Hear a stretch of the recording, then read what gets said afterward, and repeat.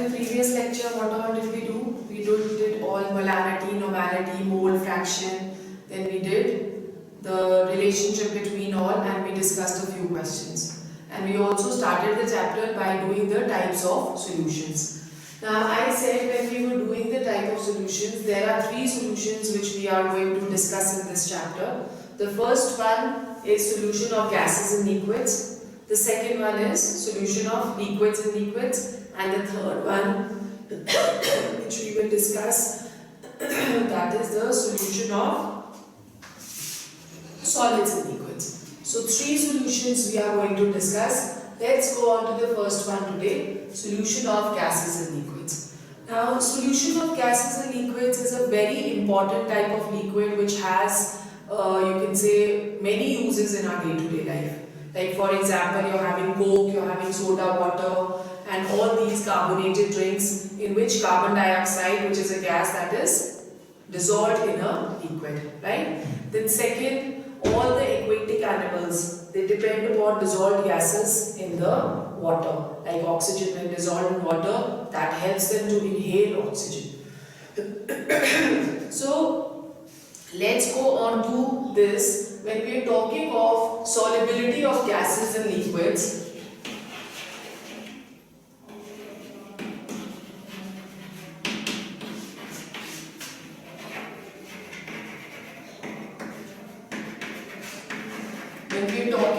so we come across a new term which is alpha. What is this alpha? This alpha that is known as the absorption coefficient,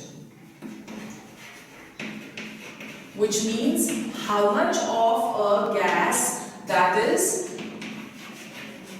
dissolved in 1 ml of the solvent. That is what alpha is. Mathematically we say that alpha that is given by V upon Vp, okay, where this V, the small v which we are talking of, it is the volume of the gas dissolved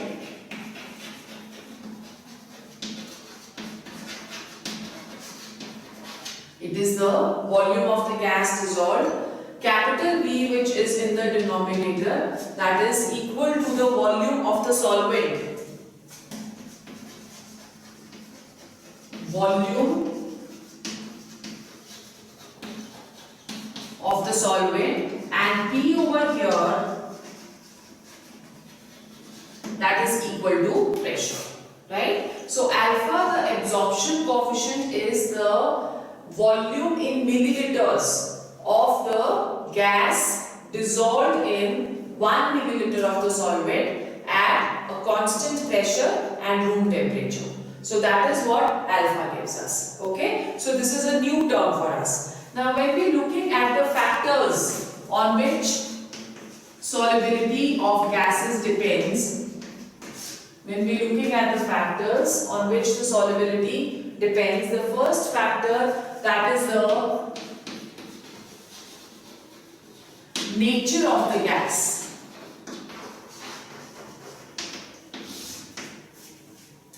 We say that all those gases which are easily liquefiable, which can be easily liquefied, are more soluble with respect to those which cannot be easily liquefied. Now we already know that the liquefaction of the gases, that depends upon what? It depends upon critical temperature of the gas, right? Critical temperature, that is Tc. Okay, now critical temperature of the gas, when you define it, it is the temperature above which a gas cannot be liquefied.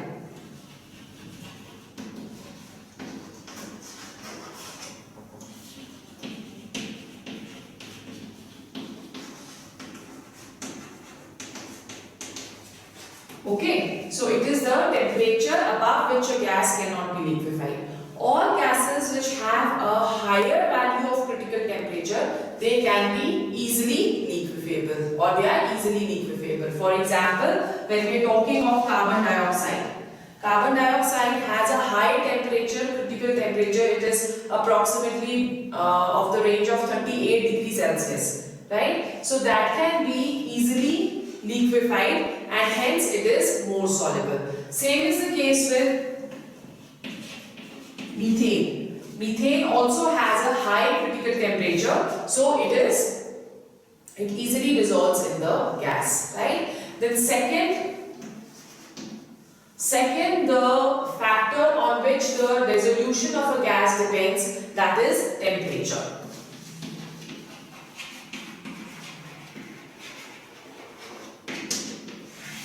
We generally say that the liquefaction of gases in any solvent is an exothermic process. Right? It is an exothermic process. So if it is an exothermic process, it means that the dissolution proceeds whenever any process is exothermic. What will happen? Heat will be given out, okay? And if heat is given out, then with increase in temperature, according to Le-Chatelier's principle, a reverse reaction that is going to take place. So over here, because the process is exothermic, so with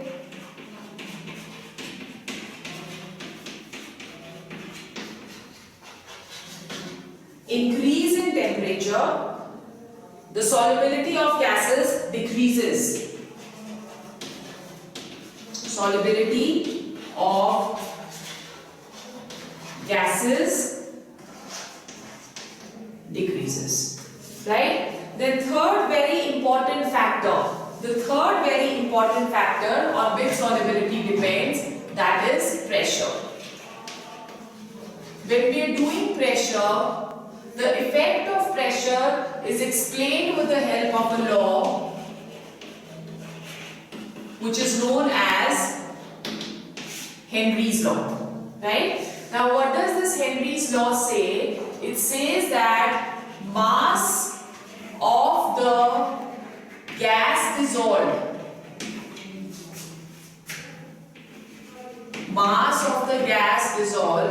is directly proportional to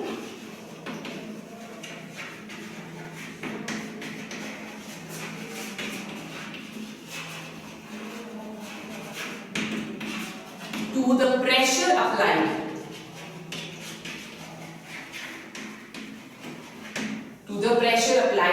At a particular temperature. So mathematically, if we are explaining the Henry's law, then we say that mass that is directly proportional to P. Okay? But we have to be particular over here that the temperature, it should have certain constant value. Okay? So mass is directly proportional to P, or M that is equal to Kp, where K that is equal to proportionality constant.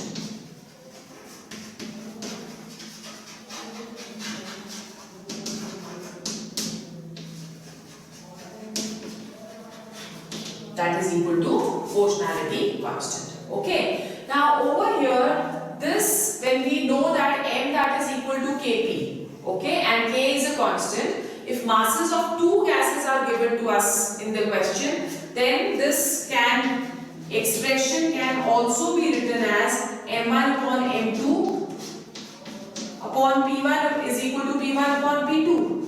If we know the mass of the first gas dissolved and the pressure of the first and pressure of the second, we can calculate the mass of the second gas dissolved. Okay, so this formula that can be used for this, right? Then after that, we say that when we are looking of K over here, the value of K for every gas, that is going to be different at a particular temperature. Sometimes it so happens that when the temperature is increased, the value of K may also vary. It might decrease or it might increase, either of the two. But mostly with increase in temperature, the value of K also increases. Okay? Now this Henry's law can also be put forward in terms of mole fraction. When we are talking in terms of mole fraction, it is said that X that is directly proportional to P, where X is the mole fraction of the gas and P is the pressure, or X that is equal to 1 upon K dash into P.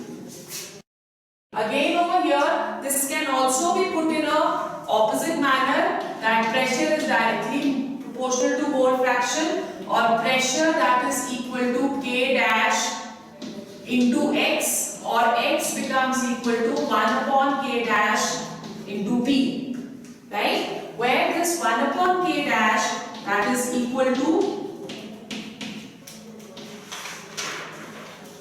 this, X is equal to KH into P. This is how it should come, or is it wrong?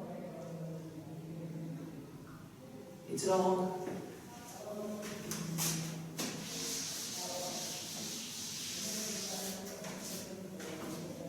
See, we are saying that the mole fraction X is directly proportional to P, right? Or we say that X that is equal to KH into P.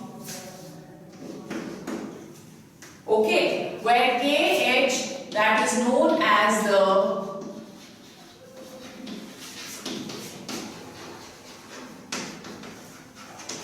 Henry's constant. Again, the value of KH for different gases, that is going to be different.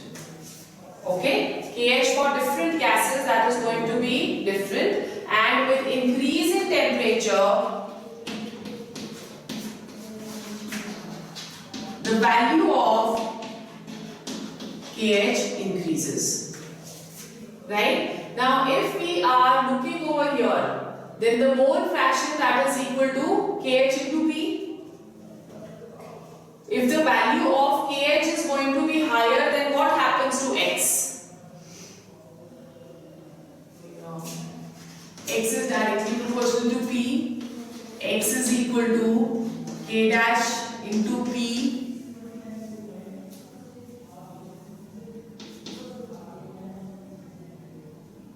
Still it's coming wrong.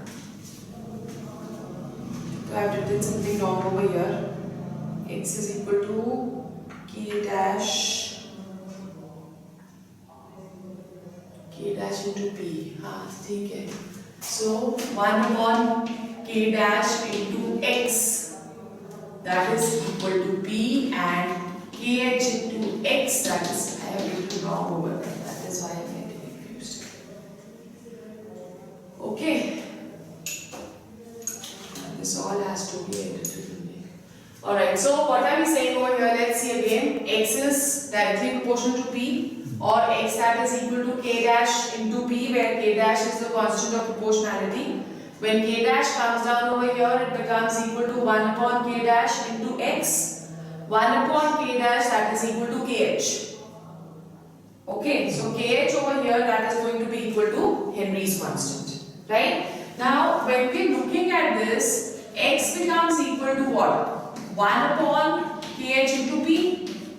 That means that X varies inversely with KH. Higher the value of KH,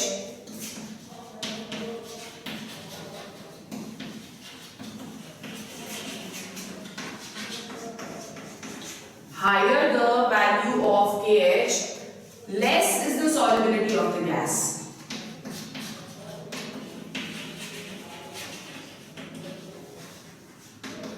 Right? So higher the value of KH, less is going to be less mole fraction of the gas that is going to be soluble. Number 1. And number 2, the value of KH increases with increase in temperature. Right? Now, if the value of KH increases with increase in temperature, the solubility of the gas decreases with increase in temperature. Right? So, if the solubility of the gas is decreasing, that is the reason why the aquatic animals, they are not very comfortable in warm water. Because if the temperature of water that is going to increase, then in that case, the dissolution of oxygen in water that decreases, and the aquatic animals, they are not able to breathe in properly. Clear? So this is what the Henry's law is. Now when we are talking of Henry's law, we also have certain limitations of this law. Let's go on to the limitations. Limitations of Henry's laws.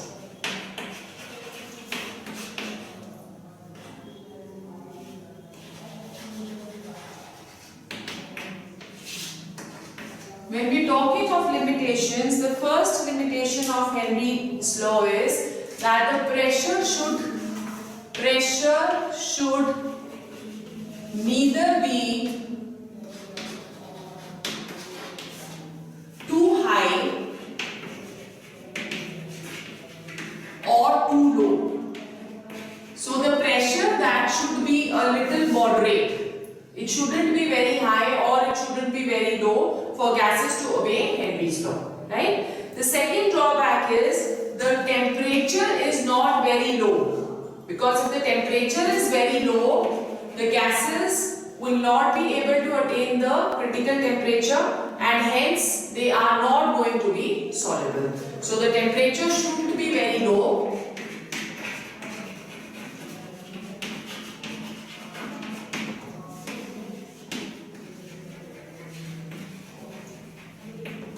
Right? And then third, the gases should neither dissociate nor associate in the liquid.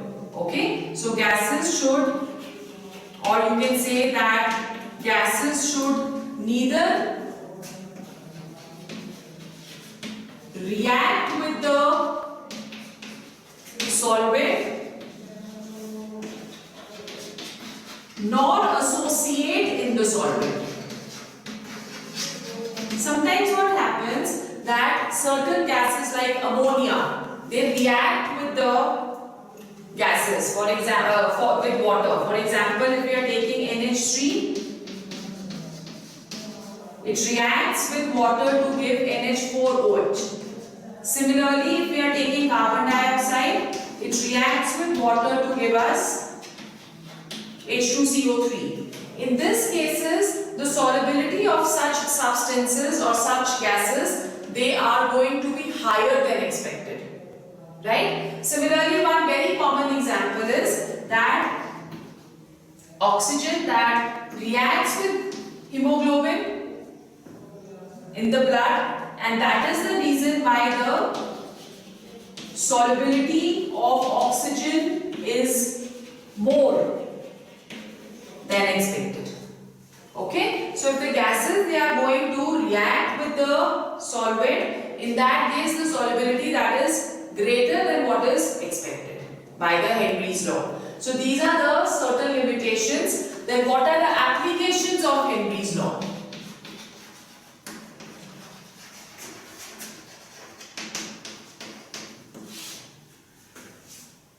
Applications. When we are talking of applications, the first very common application which we have, that is the carbonated drinks.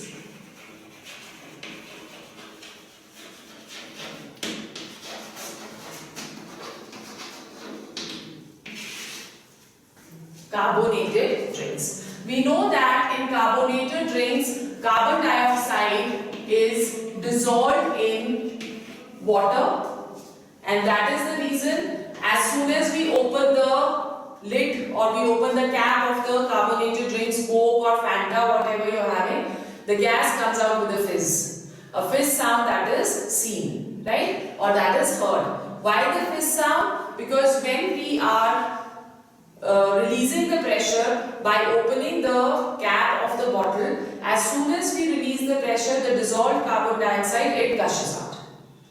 Okay, so that is why in carbonated drinks a fizz is observed as soon as the cap that is opened.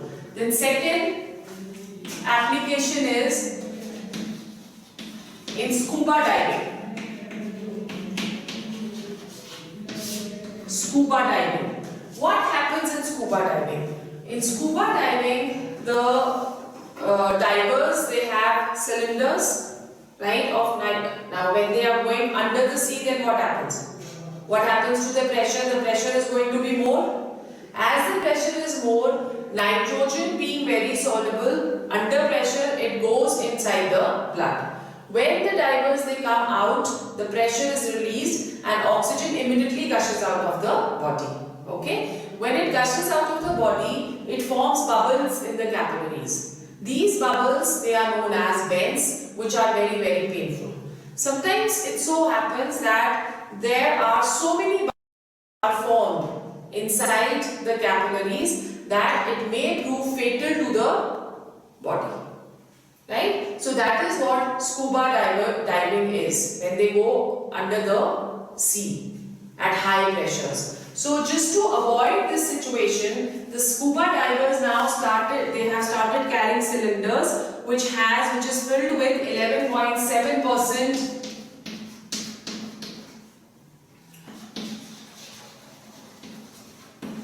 11.7% helium, 56.2% nitrogen,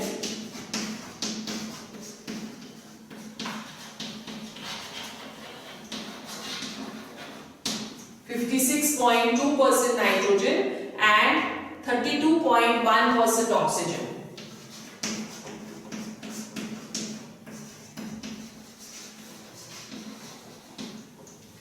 Right? So just to avoid the situation of the bends, this is the new cylinder which has 11.7% helium, just so that अगर सिर्फ nitrogen होगा तो what is going to happen? Nitrogen वो dissolve हो जाएगा, it will be dissolved in the blood capillaries, and to avoid this we also put in certain helium and oxygen in it. ठीक है? Then third is at high altitudes, partial pressure of oxygen is low.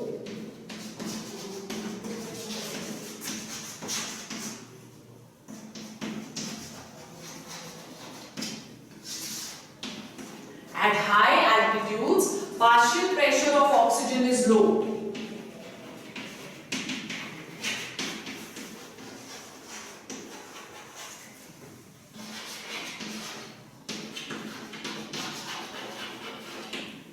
Right?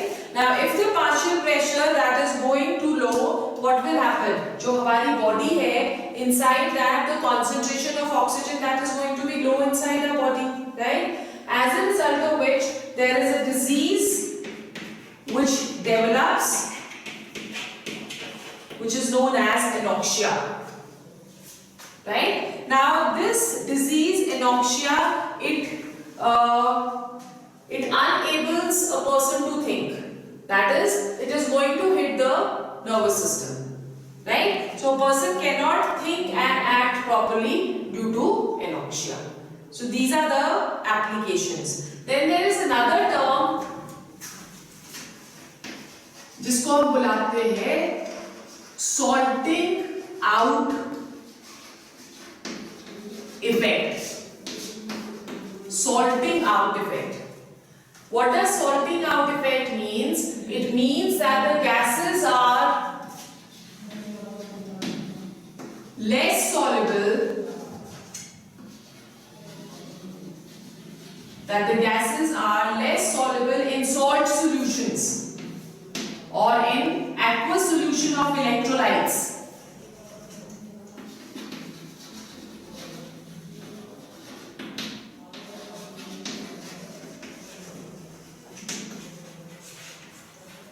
Right?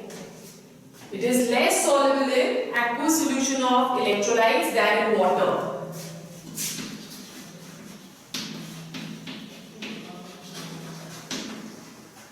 Than in water. So this is known as salting out effect. Okay, write down the first question. Calculate the concentration of carbon dioxide. Calculate the concentration of carbon dioxide in a soft drink that is bottled at partial pressure of carbon dioxide of 4 atmosphere over the liquid at 25 degrees Celsius. The Henry's law constant is 3.1 into 10 raised to power minus 2 moles per liter atmosphere. Right? So your question that is coming on the screen. Now according to Henry's law, X that is equal to Kp. right? Where K over here is the Henry's constants. Let's take it as KH.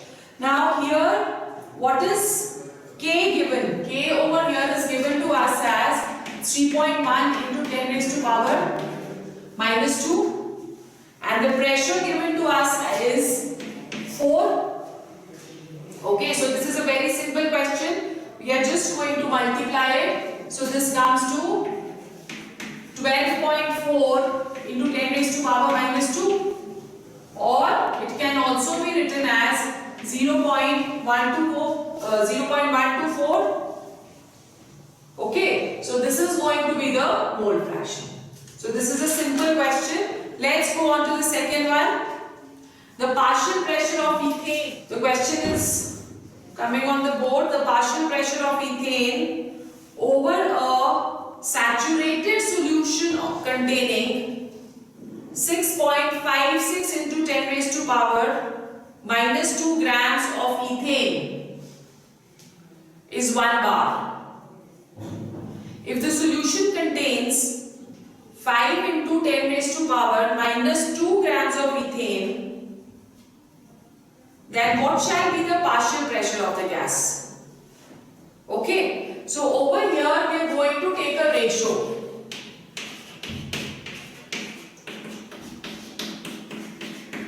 This is the ratio S1 upon S2, that is equal to P1 upon P2. Okay, now when we are doing this, S1 given to us in the question is 6.56 into 10 raised to power minus 2 upon 5 into 10 raised to power minus 2 is S2. That is equal to P1 given to us is 1 bar. And P2 we need to calculate. Right? So P2 will become equal to what? 5 into 10 raised to power minus 2 upon 6.56 into 10 raised to power minus 2. Right? Reciprocal.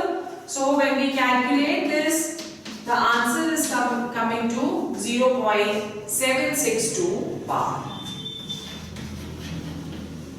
Right? So these are our factors on which the solubility of gases they are going to depend. The first one which we did was nature of the gas. The second one we did was temperature. Nature of the gas we said gases जो कि ज़्यादा liquefiable है, easily liquefiable है, they can be easily dissolved. Second temperature, exothermic process है, इसलिए जब temperature increase होगा तो what will happen to solubility? Solubility is going to decrease, right? Then third is pressure. Pressure में we are saying कि the mass dissolved is directly proportional to pressure, or the mole fraction of the dissolved gas is directly proportional to pressure, which is in accordance with the Henry's law. Okay, and then we did the applications and we did the limitations of Henry's law. The second type of solutions we are going to do is solutions of liquids and liquids.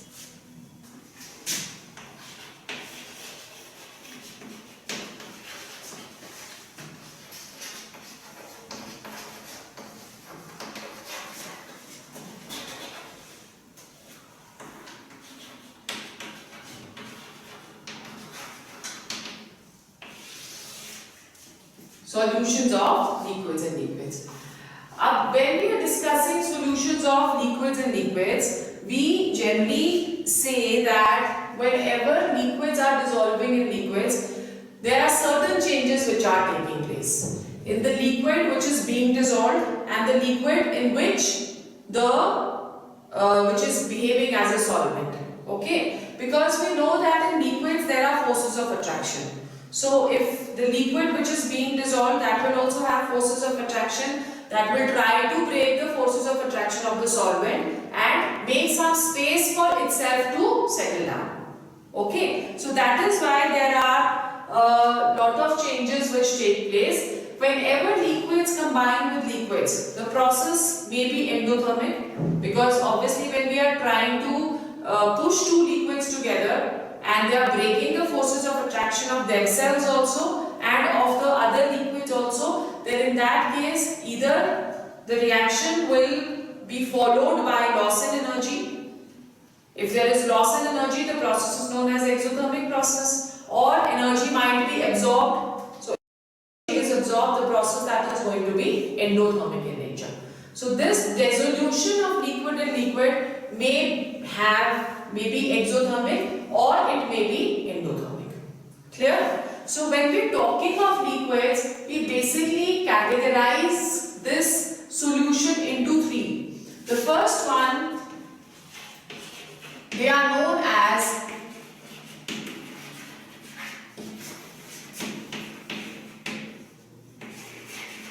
completely miscible liquids. By miscibility, we mean that this is going to behave as a complete homogeneous mixture in which when we are dissolving two liquids, there is no interface. Interface is you can say the joining line between the two liquids. Okay, so in completely miscible liquids, there is going to be no interface. We cannot segregate or we cannot separate the mixtures into two different kinds.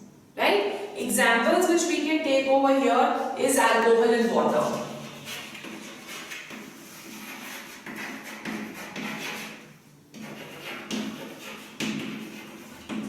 Okay, so whenever we are dissolving alcohol with water, we cannot draw a line between alcohol and water separately. It appears to us as one liquid only.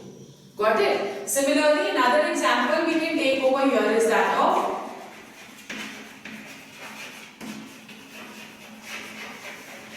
benzene and toluene. Right? Over here also this is a completely miscible liquid. Okay, the second type of liquid mixtures we have is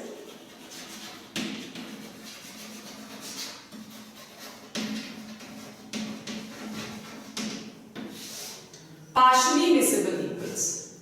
Okay, in partially miscible liquids, there is, although no clear interface which can be seen, but these two liquids are not completely miscible with each other. They do not mix properly or they do not mix completely. An example which we can take over here is that of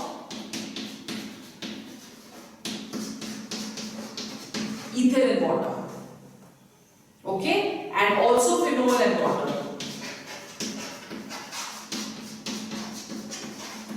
The third type of liquids, mixtures which we have, they are immiscible.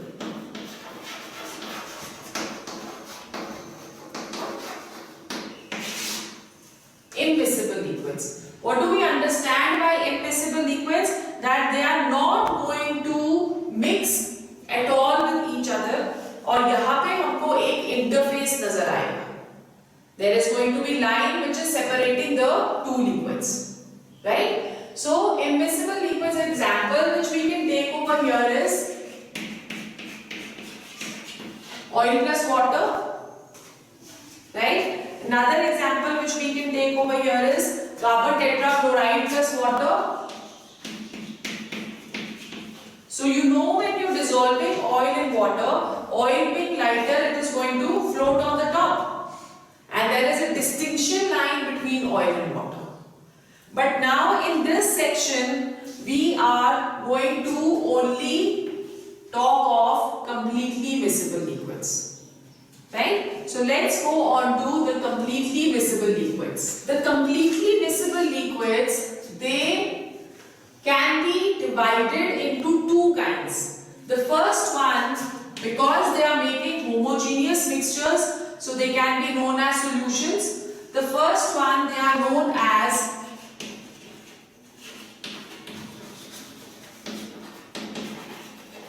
ideal solutions.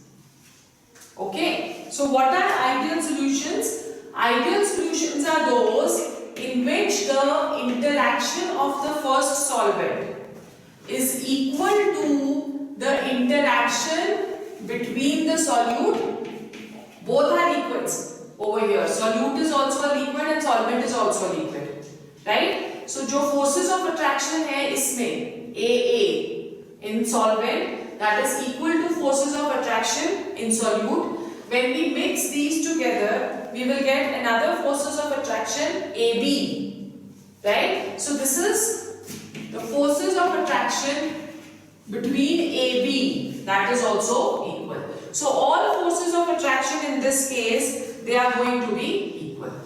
When the forces of attraction are equal, we say that when we are mixing both the solutions, there is no change of energy taking place. Because forces of attraction are equal. So if they are breaking these forces, no energy is given out, no energy is absorbed. Therefore, for such solutions, the delta H mixing, that is going to be equal to 0. Okay, and also delta V mixing, that is going to be equal to 0, right? Delta V mixing, why it is 0? Because again यहाँ पे और यहाँ पे forces of attraction they are going to be same. Okay, so when we are mixing both this component and this component, let's say the volume of this that is equal to V solvent, right? And the volume of this that is equal to V solute.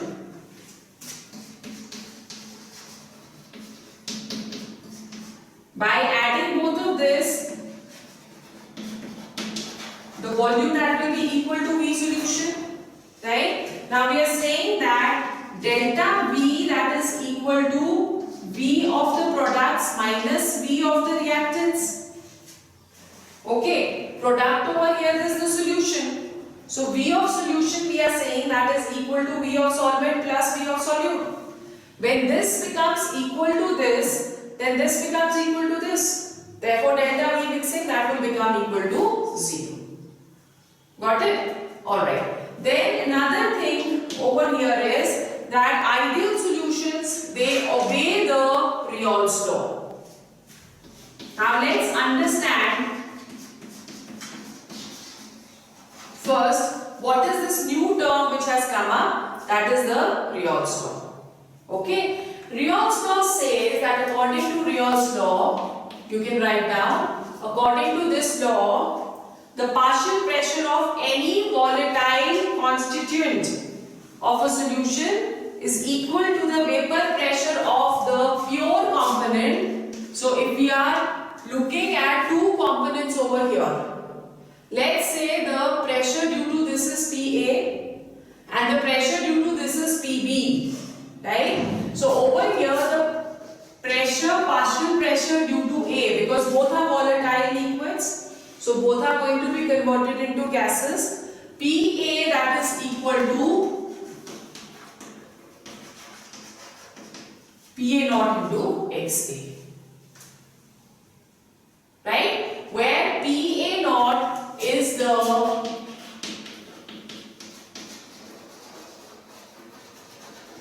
pressure of the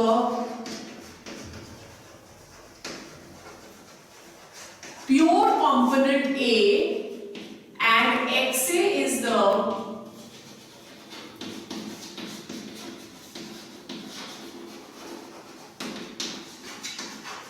mole fraction of A, right? Similarly, we will get PB that is equal to PB naught into XB. Okay, where PB that is going to be the pressure of the pure, PB naught is going to be the pressure of the pure component B, and XB will be its mole fraction. Right? Now, when we are doing the Reol's law, we can club the Reol's law with Dalton's law. According to Dalton's law, total pressure P should be equal to what? PA plus PB, right? PA that is given as PA naught into XA and PB is given as PB naught into XB. In terms of if we are only taking one component, for example, if we want to take it only in terms of XB, then XA can be converted into XB. That will become equal to what?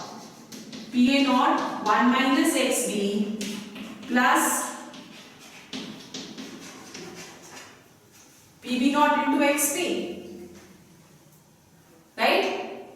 Xa that is going to be equal to 1 minus xp, na? So we can write it as Pa naught into 1 minus xb plus Pb naught into xb. That is going to be the total pressure.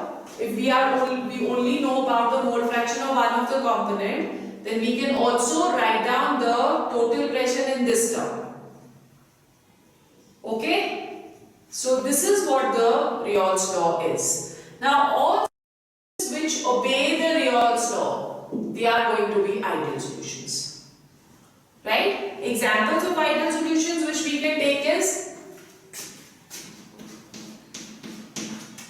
number 1, benzene plus toluene.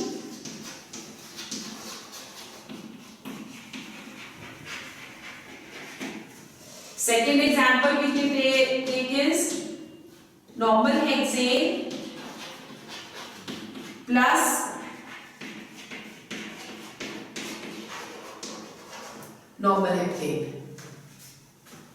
Okay, so these are the examples. You should remember one thing, that whenever the functional groups they are going to be same, whenever the functional groups are going to be same, they are always ideal solutions. They are always ideal solution. Another example you can take over here is ethylene dibromide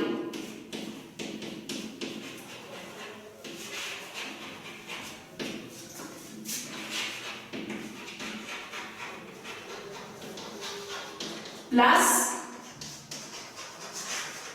ethylene dichloride. So over here, both are, you can say, both are halogens, almost the same functional group, dibromide and dichloride. Therefore, they behave as Reol's law. Okay, so today we will do only the